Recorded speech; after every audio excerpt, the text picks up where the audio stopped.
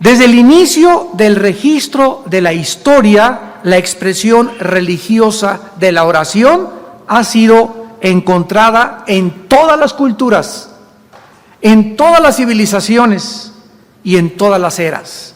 Todas las tribus primitivas alrededor del mundo, hasta las más complejas civilizaciones, han sido conocidas por practicar este antiguo arte que se llama la oración hacia algún dios o hacia alguna deidad.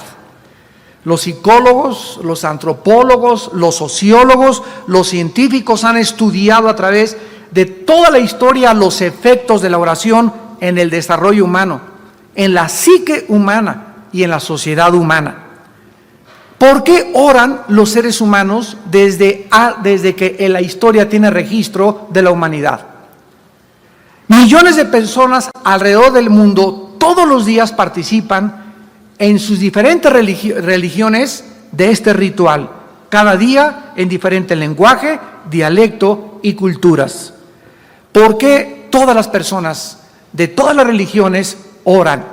Inclusive el Dalai Lama, que profesa una religión atea, siempre está haciendo lo que en el Antiguo Testamento se hacía al orar: juntar las dos manos y, al hacer esto, implicar con esto la unión de nosotros con Dios, cuando Él mismo dice que Dios no existe. ¿Por qué oran los seres humanos? Todas las principales religiones le requieren a sus seguidores que de una u otra manera se dediquen a la oración. ¿Por qué? Porque el espíritu humano, de acuerdo a la Biblia, está impregnado con un deseo natural, inconsciente, de buscar comunicarse con alguien, de ser escuchado por alguien. En otras palabras, decir: hay alguien ahí, hay alguien que me escucha, pero es algo que está dentro de los seres humanos.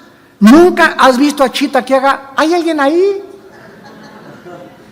O reuniones de conejos que tengan actividades rituales o liturgias religiosas. Solamente el ser humano es el único, lo vamos a ver a continuación, que ha recibido en su espíritu, aunque estamos separados de Dios desde el nacimiento por el pecado, el ser humano está dentro de él, impregnado de la eternidad. Dice en Eclesiastés 4 el rey Salomón: pusiste en el alma la eternidad.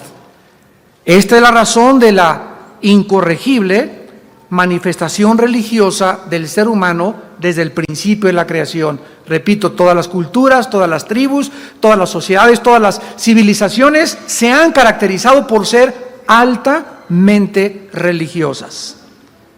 Existe un misterio en la oración que el ser humano aún no ha comprendido. Así es.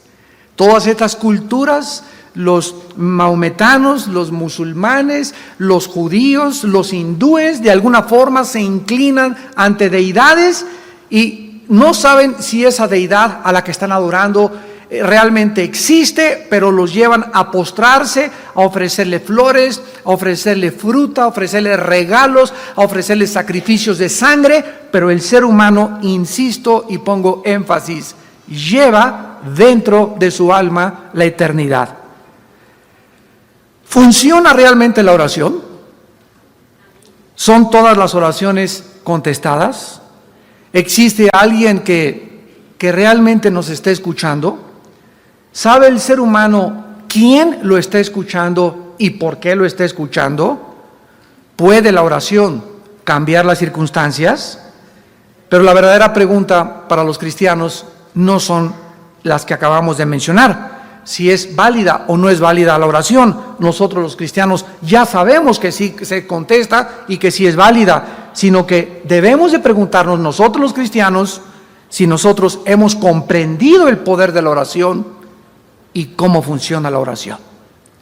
Porque si tú después de esta serie o a través de estas conferencias llegas a asimilar y eres lo suficientemente sensible para entender la naturaleza, el poder de la oración, te lo aseguro que va a transformar tu vida para siempre. Porque cuando comiences hoy mismo a llegar a tu casa y comenzar a practicar este bendito hábito y comiences a descubrir que verdaderamente todo lo que sucede en el mundo, y si hay alguna circunstancia que cambiar en tu matrimonio, con tus hijos, en tu trabajo, es nada más a través de la oración, vas a comenzar a vivir de rodillas. Y vas a comenzar a transformar tus oraciones de Jesucito mío, tu estampita la sacas y vas a comenzar a entrar a una nueva dimensión donde vas a descubrir que la oración es una conversación con un amigo. Dios es nuestro amigo, como lo vamos a ver, es nuestro Dios, nuestro Señor, pero Cristo les dijo a sus discípulos, ya no los llamaré siervos, los llamaré amigos. Abraham fue llamado el amigo de Dios. Enoc, que es el único hombre en el Antiguo Testamento junto con Elías que fueron raptados en vida, se le llamó el amigo de Dios porque caminaba con Dios. ¿Cómo puedo yo comunicarme con una deidad? Estoy en un mundo físico, terrenal, visible, y con algo que es invisible, con algo que no puedo ver y con algo que trasciende mi capacidad de entender. Y Dios nos muestra que Él establece la oración como la comunicación, el instrumento para que en un mundo físico, espíritus que somos nosotros dentro de cuerpos humanos, podamos trascender lo invisible y lo espiritual y poder comunicar, entablar una comunicación entre el cielo y la tierra y hacer que las cosas del cielo bajen a la tierra y sea cambiada tu vida, la vida de tu familia, inclusive la vida de una misma nación a través de nuestras oraciones. En Génesis 1, versículo 26, tenemos que iniciar desde el principio de la creación para en esta noche desarrollar realmente el propósito de Dios detrás de la oración. Vamos con mucha calma y desde la A hasta la Z. La palabra propósito significa la razón original por la cual algo fue creada o diseñada.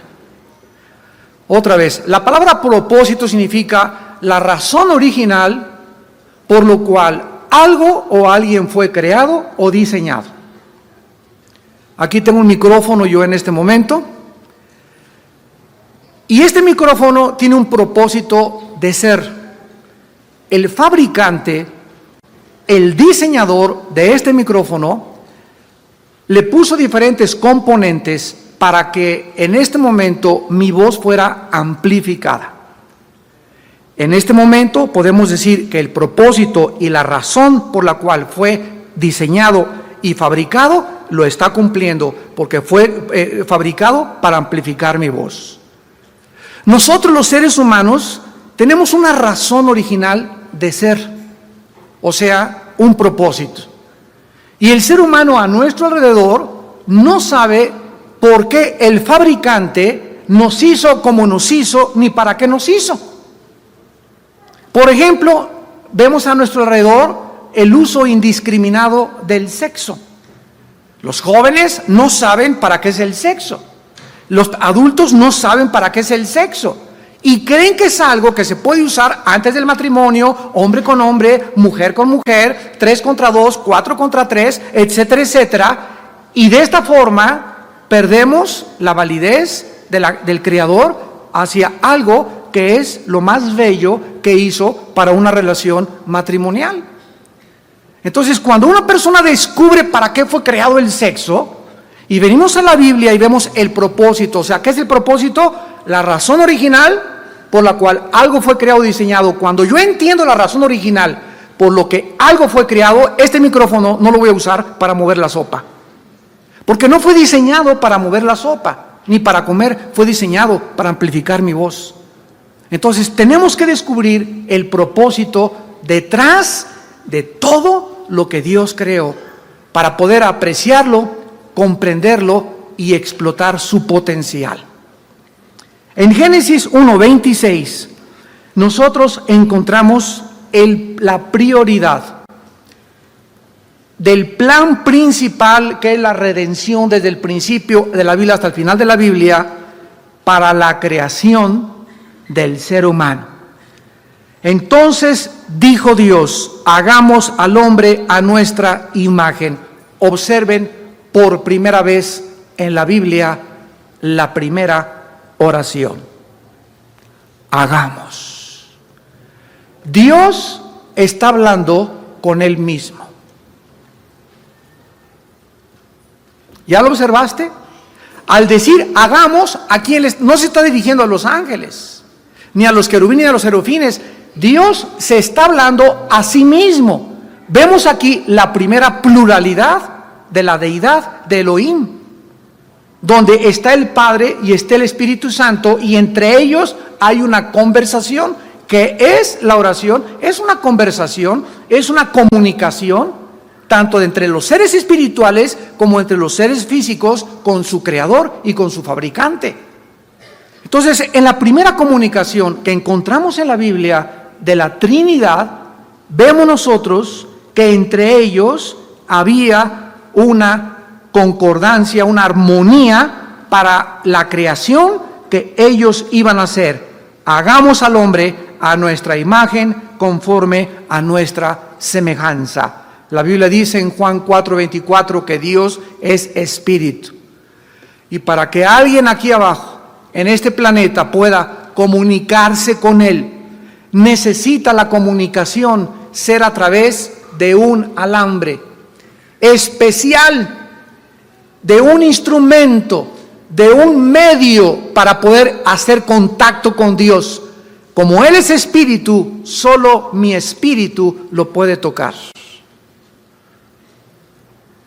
Vamos a ver en la próxima clase cómo Adán y Eva caminaban y hacían contacto con la deidad, con Elohim, a través del espíritu. Algo pasó, lo vamos a ver después, que el espíritu humano se separó de Dios y quedamos aislados del mundo invisible y del mundo espiritual. Se rompió la comunicación con Dios, hasta que Dios comenzó a tratar mediante Abraham, formar un pueblo para volver otra vez y restablecer la comunicación con el pueblo que Dios siempre ha anhelado tener para Él.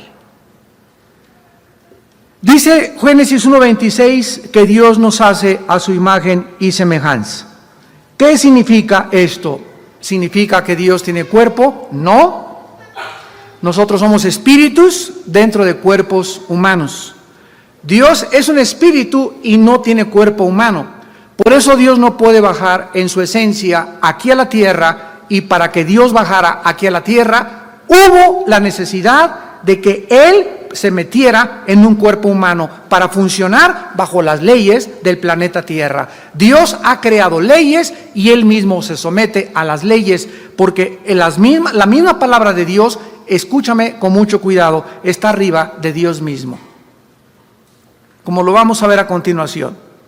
Todo lo que Dios ha hecho, Dios lo respeta. Dios ha hecho leyes morales, leyes físicas, y Dios respeta sus leyes, y Dios puede en cualquier momento, ¿verdad?, establecer los principios que necesitamos para someternos a su deidad, bajo la restricción de que nosotros tengamos de la obediencia a sus leyes. La imagen y la semejanza de Dios significa atributos morales y espirituales. Vuelvo a repetir, atributos morales y espirituales. ¿Qué significa esto? Que Dios nos ha creado con la capacidad de comunicarnos con Él, porque Él es espíritu. Ningún animal tiene esta capacidad. Una vez le pregunté a un maestro de una universidad, ¿usted sabe, o alguien le podría, pregúntale al Dalai Lama a ver si sabe, cuál es la diferencia entre los hombres y los animales? Unos me dijeron la cola, la crin como los caballos. Pues que el ser humano es el único que camina en dos piernas.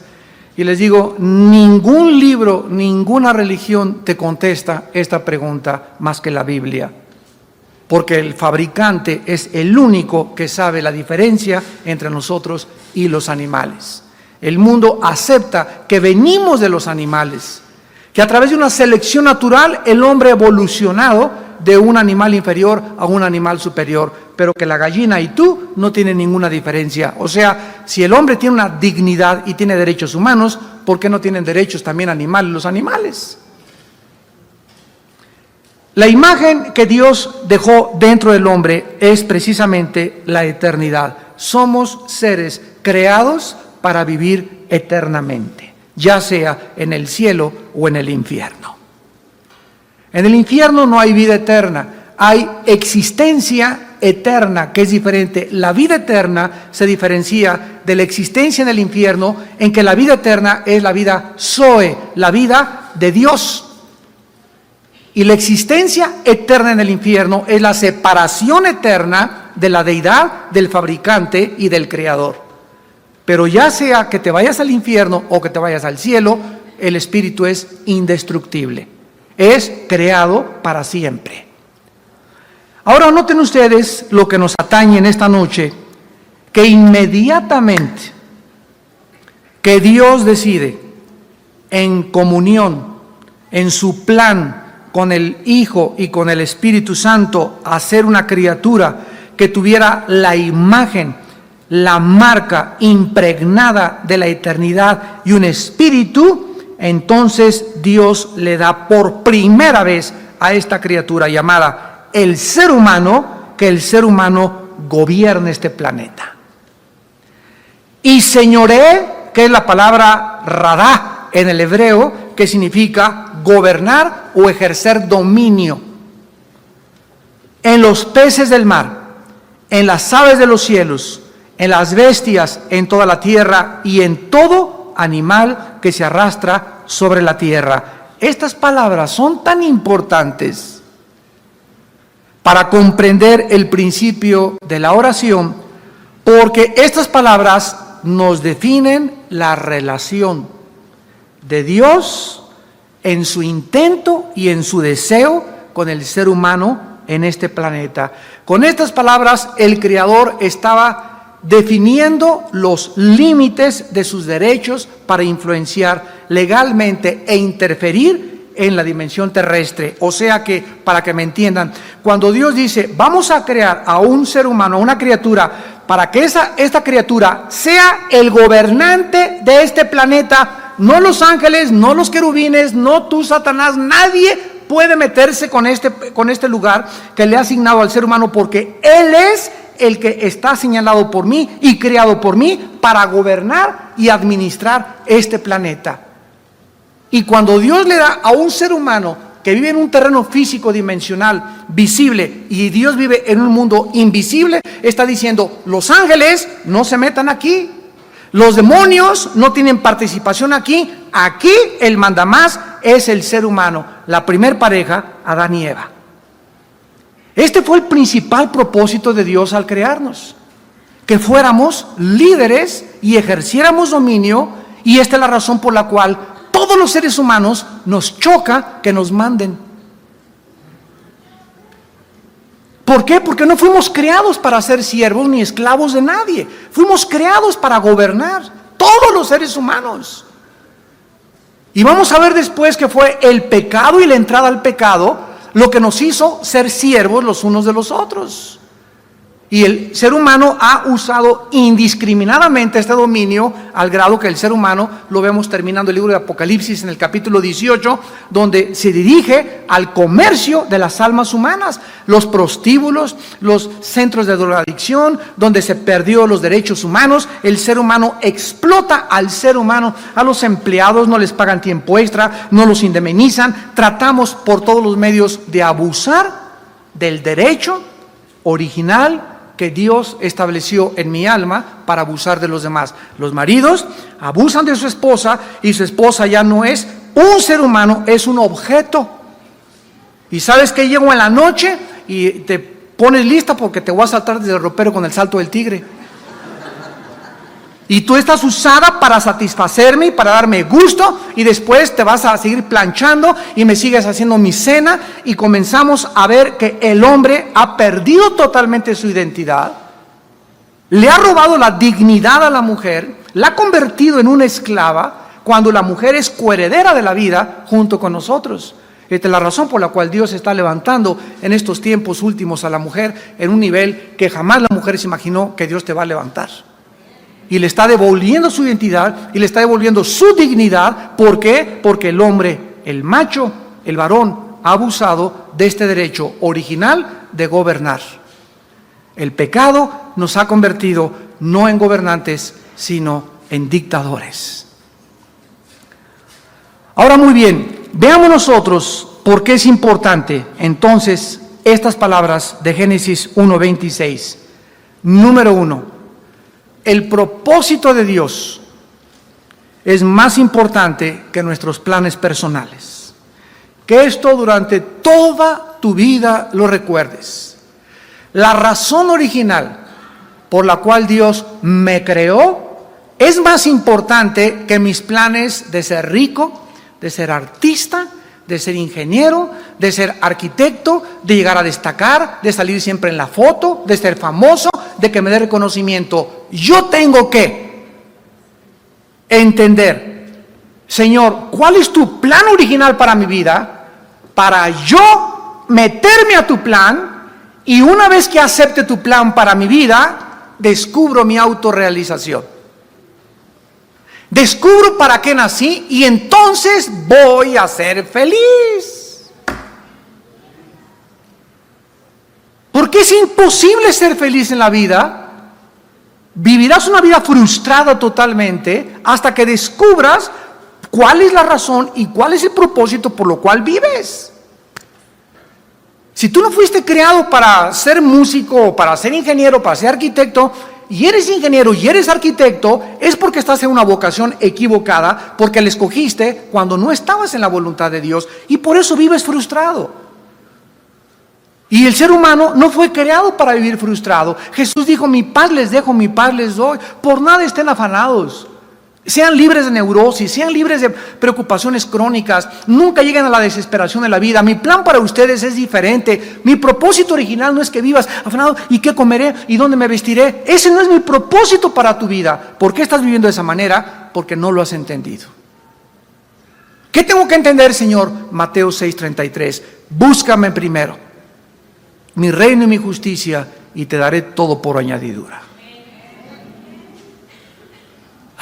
Hasta que somos cristianos y venimos a la Biblia y se nos abre el entendimiento mediante el maestro que tenemos dentro, que es el Espíritu Santo, comenzamos a entender para qué servimos. Las mujeres comienzan a entender que sus cuerpos no son para cualquier pelagato roto quinto patiero,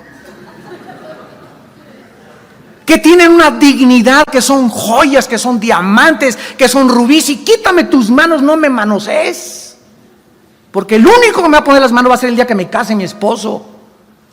¿Por qué? Porque recobró su dignidad, descubrió su identidad. No es un objeto para que la manoseen 15 antes de casarse. Y la mujer comienza a levantarse y no me importa que esté casada con alguien que me diga que no sirvo para nada y que su mamá es mejor que yo. No importa lo que mi esposo me diga, una mujer que ha recobrado su identidad lo dice. Yo sé que soy hija de Dios y que soy superior, y aunque este tumor me esté atormentando, nadie me va a hacérmelo creer, ni lo voy a recibir. Lo rechazo en el nombre de Jesús, porque soy hija del Altísimo y soy más que vencedora.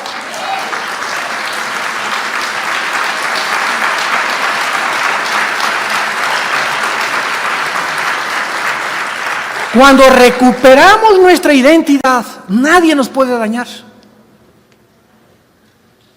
Nadie te puede psicológicamente menospreciar, ni creerle que tú eres inferior y que te lastimaron. No importa que te haya dejado tu mujer o que te haya dejado tu esposo. Esto es una tragedia, es una crisis que un ser humano vive cuando alguien es abandonado por mis padres. Pero al recuperar nuestra identidad en Cristo, Dios es Jehová, es Padre de viudas y de huérfanos. Dios me sustenta, diría Jehová, castillo mío, mi Señor, no me volveré a soltar, y no tendré, ni me estaré lame mis heridas, y se me impondrá un espíritu de autolástima. Me levantaré ante todo, porque sé en quién he creído. Y sé que Él es poderoso y me está escuchando, y la forma de hacer contacto con Él es a través de la oración. porque el cristiano es una persona que ha recobrado el espíritu separado de Dios. Dios ha vuelto a entrar, a ser morada dentro de tu cuerpo y de mi cuerpo. Entonces el principal propósito de Dios es más importante que nuestros planes. En segundo lugar, Dios ha establecido su palabra sobre Él mismo. Lo que Dios dice en la Biblia es ley. No solamente la ley de la Biblia es para los hombres, sino que es la ley de Dios.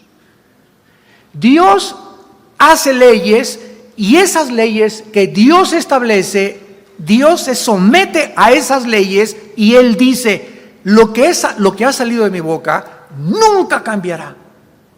Ninguna de mis palabras caerá a tierra. Mi palabra será prosperada para aquello para lo que le envié.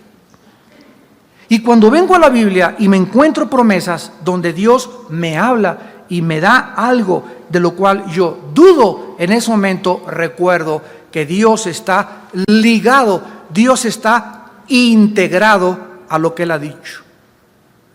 De ahí viene la palabra hebrea que se tradujo integridad. ¿Qué cosa es una persona íntegra? Una persona íntegra es una persona que lo que dice, lo hace.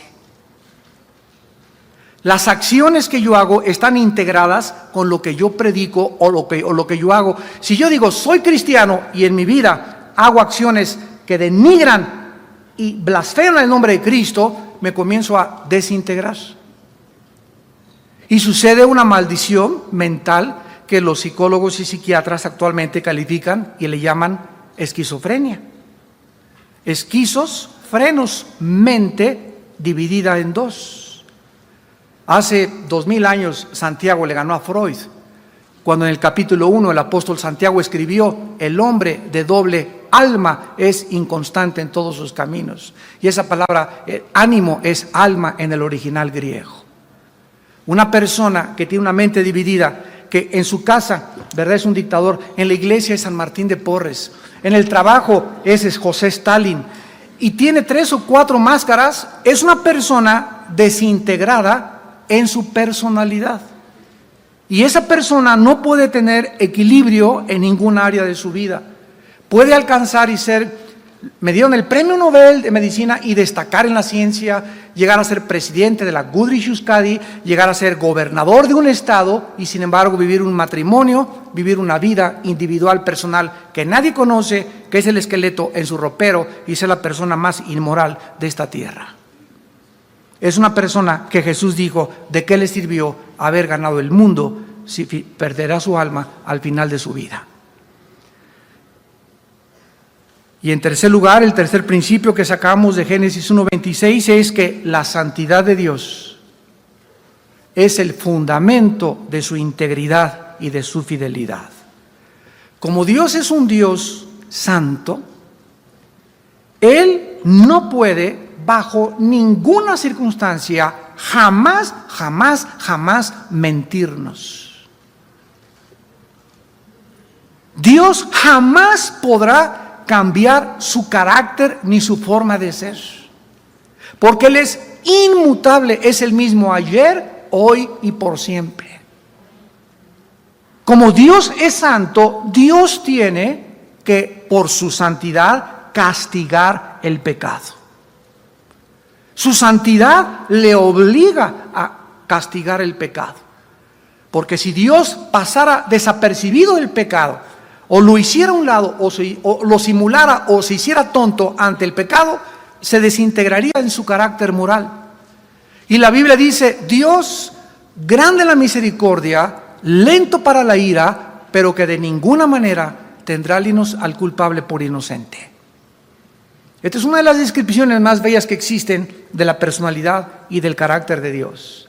De ninguna manera pasará por arriba del pecado. El pecado tendrá que ser castigado. Ahora, veamos a continuación algunos pasajes para poder impregnar en nuestro espíritu en esta noche el principal principio de Dios, que su propósito es más importante que todos mis planes. Por ejemplo, todo lo que es motivado Todo lo que Dios hace absolutamente sin ninguna excepción tiene como motivación su principal plan. Sus planes que Él ha determinado se van a cumplir. Cuando dice en Filipenses 1:6, porque lo que comenzó Dios en mi vida lo va a perfeccionar hasta el día de Cristo, me llena de una satisfacción y de una seguridad tremenda, porque Dios me dice, ¿sabes qué, Armando? No te voy a dejar hasta que no cumpla mi propósito en ti. ¿Y cuál es tu propósito para mi vida, Padre? Lo vamos a ir descubriendo, principalmente formar el carácter de mi Hijo Jesucristo en tu vida. Quiero que seas un pequeño Jesús. ¿Qué es lo que significa la palabra cristiano? Cristo es ungido, anos pequeño. Cristiano es pequeño ungido, pequeño Cristo. Y ejemplo nos dejó para que sigamos sus pisadas. Entonces, el propósito de Dios para mi vida no es tanto que yo sea un grande predicador, que gane muchas almas, que construya 300 iglesias y que tenga la denominación más grande de Latinoamérica, o que haga 50 asilos para ancianos o 100 orfanatorios. Dios, su propósito original para mi vida es más importante lo que yo soy que lo que hago. A Dios le importa más mi carácter que mis acciones. Cuando lleguemos al cielo, llega y dile a San Pedro, a ver, te dice Pedro, a ver, Peter, déjame entrar al cielo, ¿no? ¿Por qué te voy a entrar al cielo? No, hombre, es que mira, me fui a la villa 20 veces de rodillas. Era cuatísimo del Dalai Lama. Construí 50 orfanatorios, hice 100 asilos. Es más, el castillo de Chapultepec me lo regalaron y lo ofrendé a un orfanatorio de niños. Ninguna cosa que nosotros hayamos hecho nos abrirá la puerta del cielo. Cuando lleguemos al cielo, lo que Dios me va a preguntar, más que cualquier cosa que yo haya hecho, es ¿cuánto te pareces a Jesús?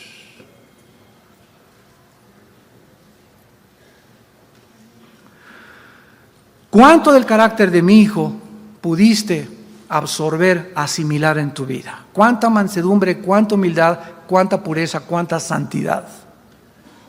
Porque cuando lleguemos al porvenir, a la otra vida, allá se nos van a asignar otros oficios, otras posiciones de autoridad, y lo que Dios me dé a ti y a mí en la otra vida, en lo porvenir, cuando salgamos de nuestro cuerpo, la posición que Dios me dé en la otra vida estará en relación con cuánto del carácter de Jesús pude tener en mi vida en esta vida.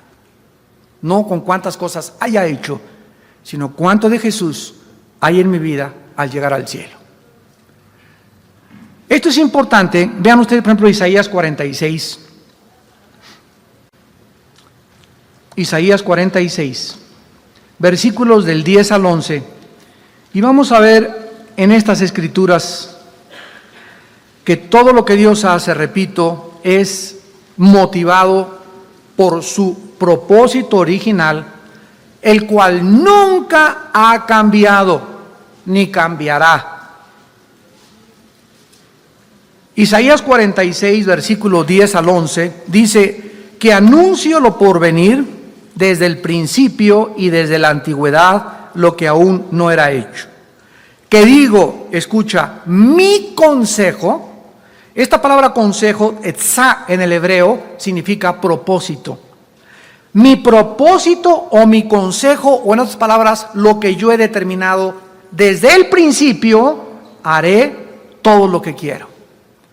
Que llamo desde el oriente al ave y de tierra lejana al varón de mi consejo, yo hablé y lo haré venir. Lo he pensado y también lo haré. ¿Qué es y cuál fue el consejo de Dios para el ser humano desde el principio de la creación? Que nosotros pudiésemos en esta tarde comprender la razón y el propósito por el cual nos creó. ¿Para qué nos creó? Nos creó para gobernar. Nos creó para liderear. Nos creó para dirigir. ¿Por qué? Porque nos estamos entrenando en este mundo para gobernar el mundo venidero. Jesús dice que nosotros somos coherederos de Él en la otra vida. ¿Qué significa? Si ustedes ven, Daniel 7:27 dice, y que el reino y el dominio debajo de los reinos se ha entregado al pueblo de los santos, cuyo dominio no tiene fin.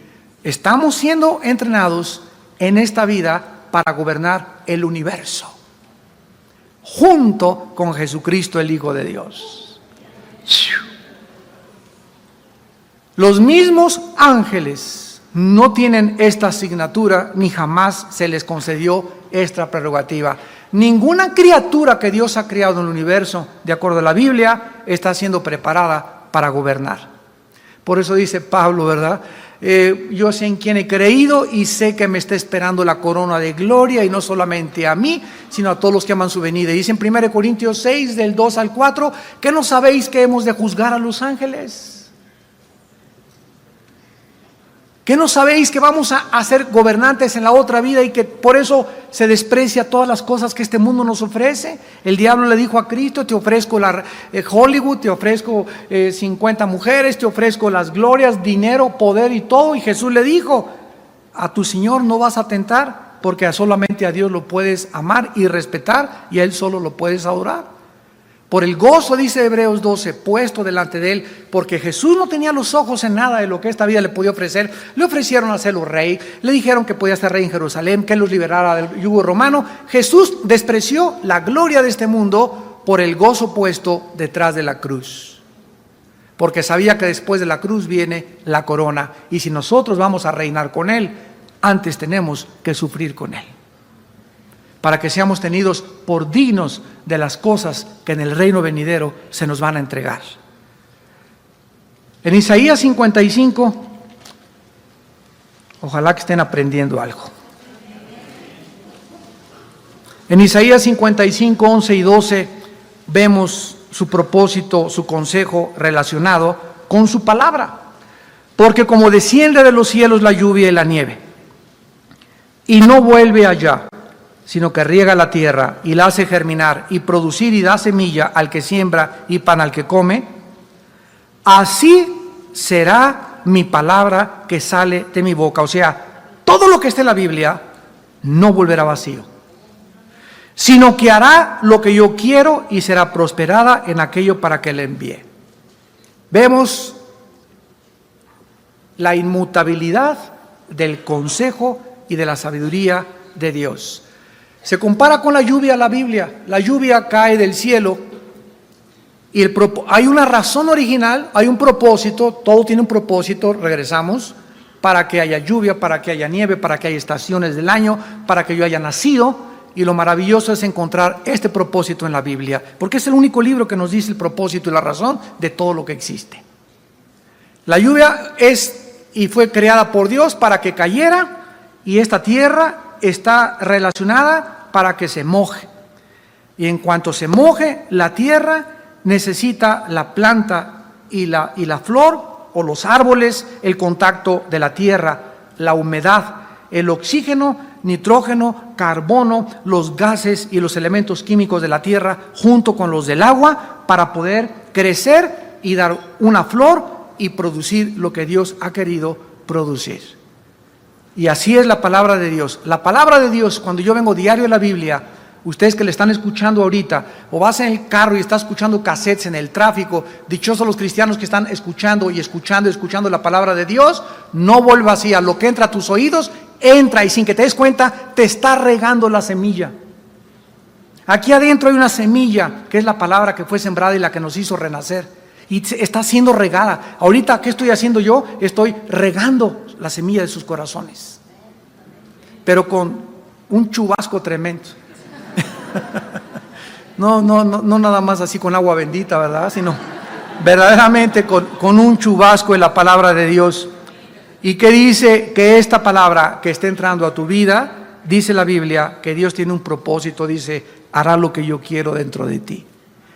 ¿Y cuál es la condición? Que la recibas. Que no te entre por acá y te salga por allá.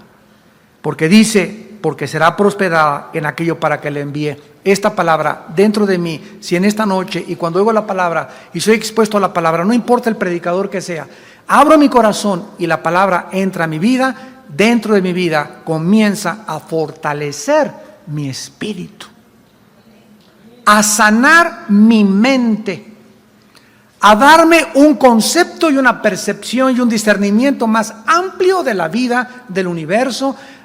Inmediatamente veo un peloncito que anda por ahí, ¿verdad?, que dice que es líder religioso, y inmediatamente mi espíritu me dice, ¿verdad?, es un falso profeta. Yo oigo esta filosofía y no es cierto. Y aunque la gente vaya y todos se arremolinen ahí, yo sé, ¿verdad?, que no han sido nunca los muchos los que han cambiado las cosas, sino los pocos.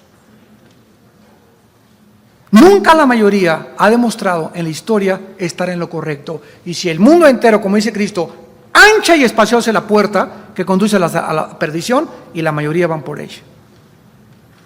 Y la tendencia del ser humano es que si son muchos, me voy con el rebaño, me voy con la manada. Y Dios nos mandó a quedarnos solos. Y tú tienes que comenzar a considerar pagar este precio. Vean también en Proverbios 19, versículo 21, Proverbios 19, 21, la misma verdad. Muchos pensamientos hay en el corazón del hombre, mas el consejo de Jehová permanecerá. Mas el propósito, etzá, otra vez en el hebreo, la palabra etzá, el consejo, el propósito de Dios permanecerá. ¿En qué nos ayuda esto? Yo puedo tener muchos planes. Padre, pues yo me quisiera ir a Veracruz, me quisiera casar con Juanita, la del 8, y quisiera hacer esto, etcétera, etcétera. Esos son mis pensamientos, y no es malo, ¿verdad?, tener pensamientos. Pero en ese momento, como ya recobré mi identidad, volteo hacia atrás y le digo, Padre, esos son mis planes. Sin embargo, no voy a hacer esto. Mira, Señor, quiero hacer esto y esto y esto, fírmale. Porque hay muchos cristianos que así le hacen. Estos son mis planes, etcétera, etcétera, Señor, fírmale, ¿verdad? ¿Tú te acuerdas? Amén, gloria a Dios. Y tomo acción. Ahí es cuando nos salimos y nos apartamos de Dios. Padre, aquí este plan, me están ofreciendo este trabajo, bla, bla, bla. Ahora, Señor, tú tienes un propósito original para mi vida que has prometido que lo vas a cumplir. Padre, estos planes que yo tengo, ¿los apruebas? O vengo y te digo, como debe ser un cristiano, incondicionalmente, no se haga mi voluntad, mas tu voluntad. Si tú tienes algo que no te gusta de esta chava con la que ando, o de este muchacho con el que ando, o de este proyecto para irme a Estados Unidos, si hay algo en tus planes que no está de acuerdo a mis planes, y me rindo incondicionalmente y no me voy a enojar, si tú me los cambias, Dios dirige tu vida. Thương người ta gắn bó cả chặng đường. Tại sao bạn tao lại lật hướng? Bạn tao đang sống thật khôn lường. Nói nhiều thứ rồi lại thôi. Xã hội có nhiều thằng bãi mồi, xã hội có nhiều thằng khôn lường. Không biết không phải là cái tội, sống chỉ nghĩ đến cái lợi, có lúc cũng chỉ còn cái lợi. Đời cho mày được bao nhiêu cái quần mà mày cứ khoái đội. Đôi khi những lòng tin phải đến trước thì những niềm tin sẽ đến sau. Sự thật nằm trong lòng người, đâu phải câu chuyện để biến tấu. Chiến đấu với kẻ giả dối đã chuyên sâu. Đời có nhiều đường vòng, tao vẫn đi thẳng như một chuyến tàu. Hy sinh hùng hồn thì dễ nhưng chết ung dung thì mới khó. Định mệnh chúng mày chỉ tới đó và đừng bàng hoàng khi thằng phản mày lại là thằng bạn nối khố có cả. Lẽ đời là ai cũng hiểu, những thằng ba que thường xỏ lá, còn tự trọng con người thì nhỏ quá. Phần lớn đều sống bao phải, chính kiến thay đổi khi gió phản. Bỏ qua những thằng não thiếu oxy, tỏ vẻ giang hồ đi oxy, ứng xử như kiểu bọn vô tri, tao coi mày như đi oxy. Gọi là nỗi khổ đấy, nhưng ai hay giờ đây tao biết lột cái bàn.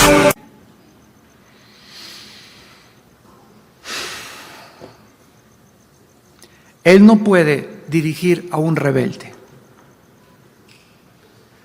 Y si te aferras a tus planes y te quieres casar con ese y con esa y hacer esto, Dios te deja. Porque la voluntad de Dios es permisiva y es directiva. Dios permite que te hayas casado como te casaste, que hayas abierto el negocio que abriste, que te hayas ido donde te fuiste, porque te encaprichaste. Y no le diste oportunidad, ni le dijiste, Padre, quítame esta persona de mi vida o este negocio si no está dentro de tus planes.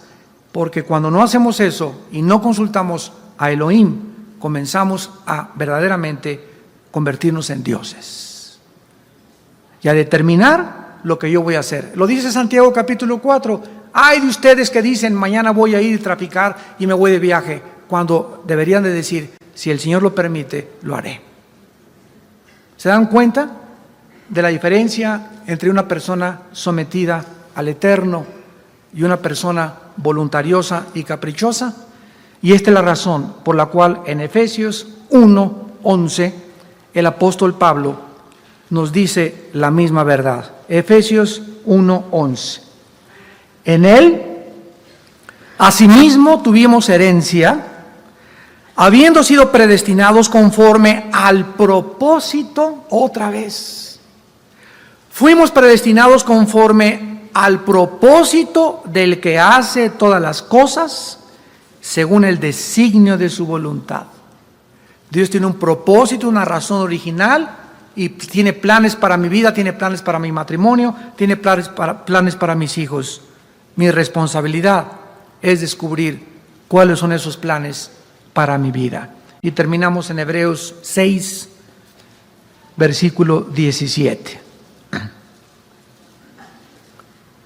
Hebreos 6:17, por lo cual, queriendo Dios mostrar más abundantemente a los herederos de la promesa la inmutabilidad de su propósito o de su consejo, o sea, ¿cuál es el consejo?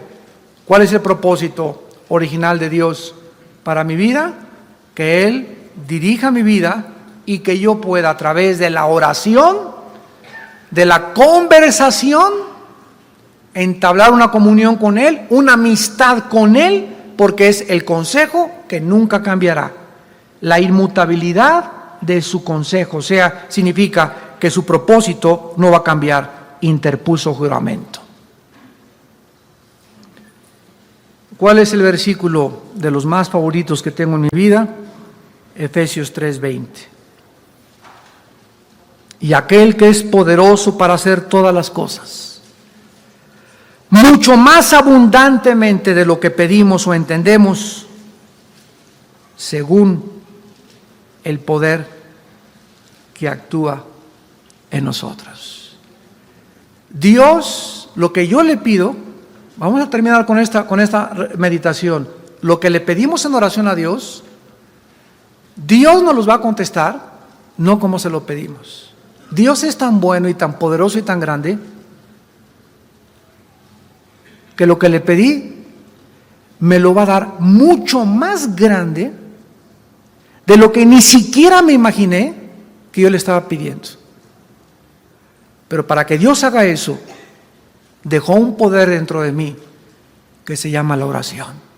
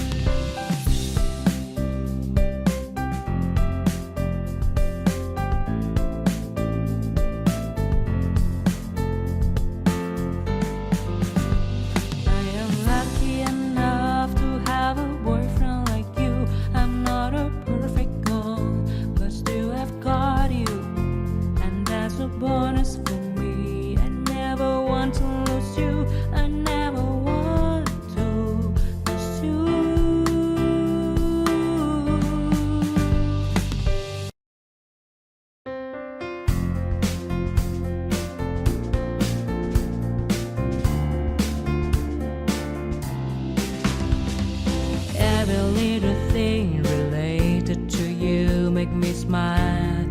I know you are doing hard work to make things possible.